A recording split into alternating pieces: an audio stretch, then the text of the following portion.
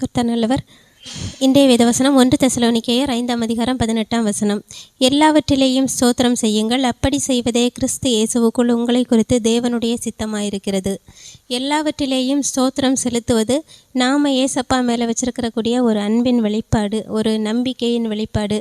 நமக்கு என்ன தான் ஒரு தீமையான சூழ்நிலைகள் இருந்தால் கூட, இப்போ எனக்கும் தான் உடம்பு சரியில்லாமல் போச்சு, அந்த நேரங்களில் ஏசப்பா இந்த வியாதியை என்னிலேருந்து இந்த வியாதி நீங்கள் எனக்கு தரல, ஆனால் இந்த வியாதியிலேருந்து விடுதலையை நீங்கள் எனக்கு தருவீங்க, உமக்கு ஸ்தோத்திரம்னு அந்த இடத்துலையும் கர்த்தருடைய அந்த நம்பிக்கையை குறித்து, அன்பை குறித்து நாம் ஸ்தோத்திரம் செலுத்தும் போது நம்மளுடைய வியாதி நம்மளை விட்டு நீங்கி போகும்.